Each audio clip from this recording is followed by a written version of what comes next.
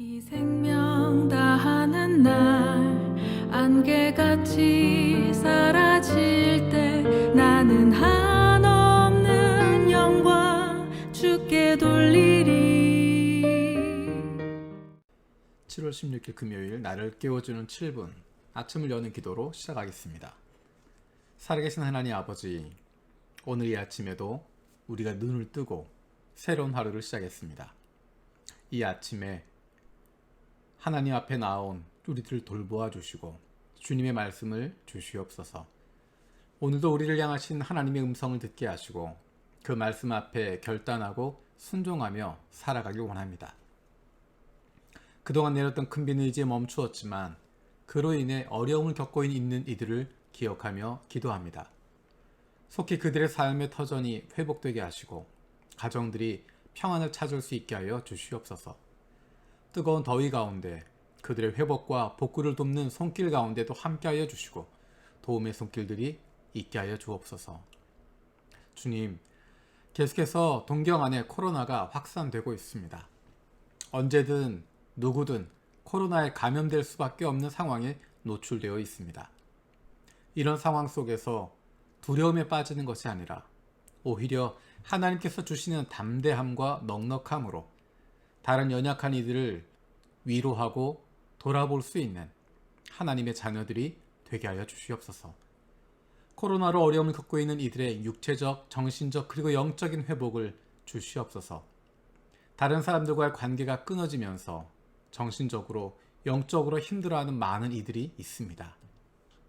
그들이 우리에게 보여지게 하여 주시고 우리의 마음에 알려주셔서 우리가 먼저 찾아갈 수 있도록 만날 수 있도록 문을 열어주시기를 기도합니다.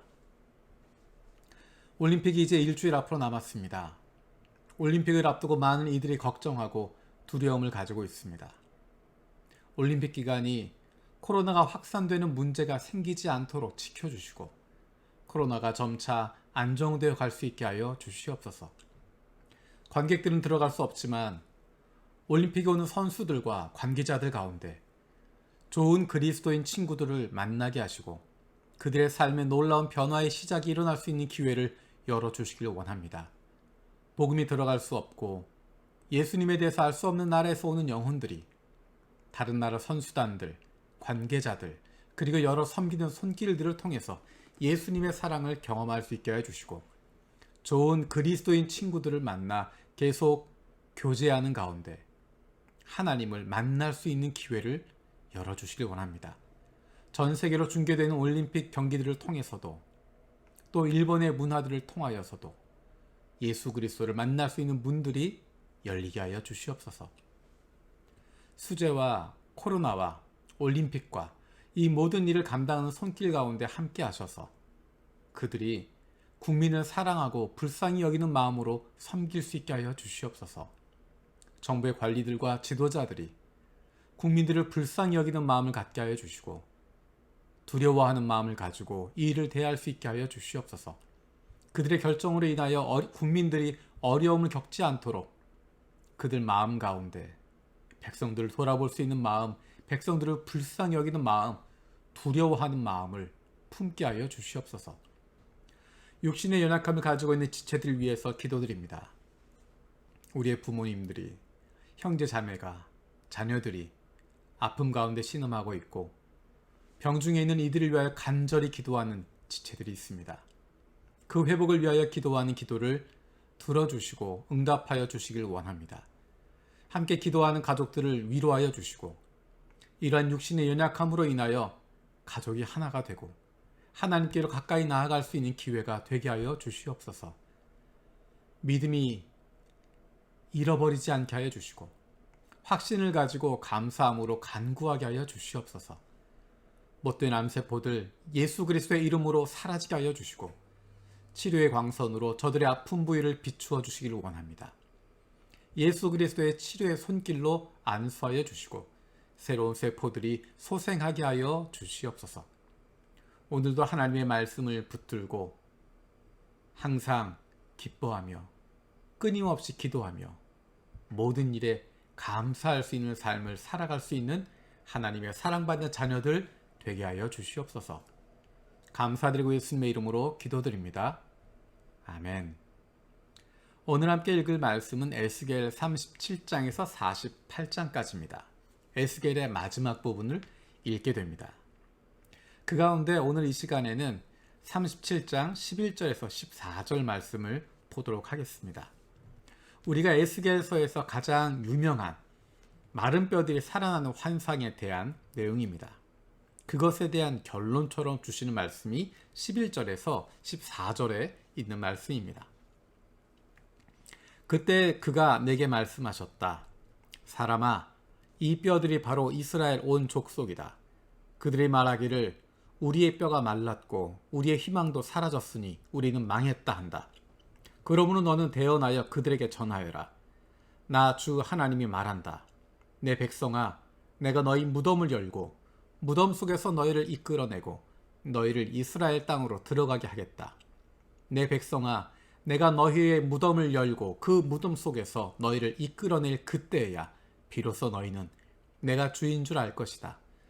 내가 내 영을 너희 속에 두어서 너희가 살 수 있게 하고 너희를 너희의 땅에 데려다 놓겠으니 그때야 비로소 너희는 나 주가 말하고 그대로 이룬 줄을 알 것이다.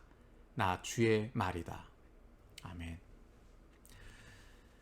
37장에 나와 있는 마른 뼈들이 살아나는 환상을 보여주시고 그에 이어서 말씀을 하십니다. 이 비유는, 이 환상은 1차적으로는 이스라엘의 회복에 대한, 포로에서 돌아오는 그리고 하나님을 섬기는 공동체의 회복에 대한 이야기입니다. 11절에 말하는 것처럼 이 뼈들이 바로 이스라엘 온 족속이다. 그들이 말하기를 우리의 뼈가 말랐고 우리의 희망도 사라졌으니 우리는 망했다 한다. 마른 뼈가 가득 차 있는 골짜기, 그것이 바로 이스라엘의 모습이라는 것입니다. 희망도 없고 죽었다, 우리는 망했다 라고 하는 상황입니다. 그런데 하나님께서 그들을 살리신다는 것입니다. 그들에게 생명을 불어넣으시고 그들이 살아날 수 있도록 회복시켜 주신다는 것입니다. 망했던 나라 이스라엘, 이제 포로로 다 잡혀갔지만 전 세계에 흩어져 버리게 되지만 하나님께서 그들을 살려주시고 회복시키시고 포로에서 돌아오게 하시고 그들의 땅으로 인도하시겠다. 하나님을 섬기는 공동체가 다시 살아나도록 회복시키시겠다 말씀하고 있습니다. 물론 이 에스겔의 예언은 이스라엘이 회복되기 이전에 주어진 것입니다. 포로로 잡혀온 지 몇 년 되지 않은 상황입니다. 앞으로 수십 년의 시간이 필요하지만, 그래서 정말 다 끝났다 이야기하고 희망이 없다고 이야기하고 우리는 완전히 망해버렸다 라고 할 수밖에 없는 상황인데, 하나님이 그 상황에서 하나님의 영을 부어주시고 그들을 살리시고 놀랍게 포로되었던 땅에서 그들을 이스라엘로 예루살렘으로 돌아오게 하시고, 뿐만 아니라 하나님을 잃어버린 것 같았던 그들이 하나님을 섬기는 공동체로 살아남게 만들어 주십니다. 예루살렘으로 돌아온 사람뿐만 아니라 디아스포라로 전 세계에 흩어져 있는 이들도 하나님을 섬기는 공동체로, 말씀의 공동체로 살아나는 놀라운 기적들을 맛보게 됩니다. 이 말씀은 단순히 이스라엘에게 대한 말씀만이 아닙니다. 바로 우리들에게 대한 이야기입니다. 우리야말로 마른 뼈 같은 존재이고 죽어있고 소망이 없었던 존재들입니다. 우리는 죄 가운데 있었기 때문에 죽을 수밖에 없는 존재들이고, 그래서 이 땅에 살아있다라고 이야기하지만 이미 죽어있는 존재들, 소망이 없는 존재들이었습니다. 그런데 우리에게 생명을 주신 것입니다. 우리에게 생명을 불어넣어 주시고 죽었던 우리를 살려주시고 소망 없던 우리에게 하나님 나라의 소망을 품을 수 있는 존재가 되게 해주신 것입니다. 이것이 바로 놀라운 기적입니다. 그런데 우리가 마른 뼈 같은 존재라고 하는 것, 내가 죽었던 존재라고 하는 것, 내가 무덤 속에 있었던 존재라고 하는 것을 인식하지 않으면 하나님께 감사하지 않습니다. 내가 죽었던 존재라고 하는 것을 깨닫지 않으면 생명을 누리며 살아갈 수 없습니다. 우리는 몸이 조금 불편하다가 건강해진 것이 아닙니다. 조금 불편한 부분이 있다가 그것이 회복된 것이 아닙니다. 우리는 죽어있던 존재입니다. 소망이 없던 존재입니다. 그런데 이제 살아난 것이고 소망을 갖게 된 것입니다. 하나님의 영을 우리에게 부어주셔서 죽어있던 우리가 살아난 것이고 소망 없던 존재였던 우리가 소망을 갖게 된 것입니다.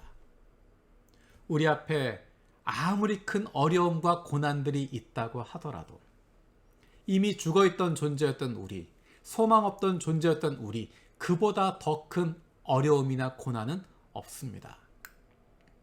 이미 이제 우리 앞에 놓여있는 어려움이나 고난들 넉넉히 이겨갈 수 있습니다. 왜냐하면 우리는 그보다 더 아프고 더 고통스러운 속에 있었지만 살아났기 때문입니다. 우리의 능력이 아니라 하나님의 영이, 성령이 우리 안에 역사하셨기 때문에 우리가 살아났던 것입니다. 14절에 말씀하시는 것처럼 내가 내 영을 너희 속에 두어서 너희가 살 수 있게 하겠다 말씀하신 것처럼 하나님께서 하나님의 영을, 성령을 우리 안에 부어주셔서 우리가 하나님의 자녀로 거듭나게 되었고 죽음이 아니라 생명으로, 심판이 아니라 영원한 영생을 누리는 존재로 바뀌게 된 것입니다. 우리에게 남아있는 것은 그 기쁨을, 그 영생을, 그 생명을 누리며 살아가는 것입니다. 오늘 저녁 금요 기도회가 있습니다. 그 시간 함께 기도하고 나를 위해서 기도할 뿐만 아니라 믿음의 다른 동료를 위해서 그리고 하나님께서 주시는 기도의 제목들을 가지고 함께 기도하는 가운데 우리가 하나님의 자녀임을 경험하게 되는 것이고 하나님이 살아계셔서 우리의 기도를 응답하시는 것, 우리의 신음에 귀를 기울이시는 하나님이심을 경험하게 되는 것입니다.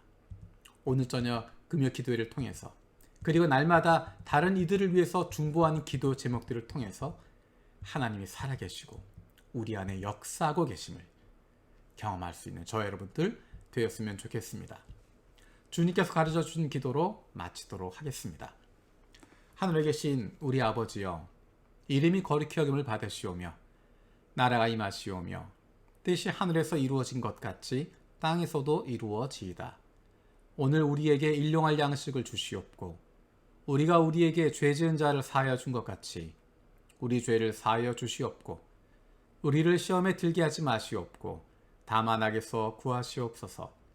나라와 권세와 영광이 아버지께 영원히 있사옵나이다. 아멘. 내 모든 삶의 순간 주께서 주신 선물 나에게 가장 선하게 아름답게 물들여 가시네.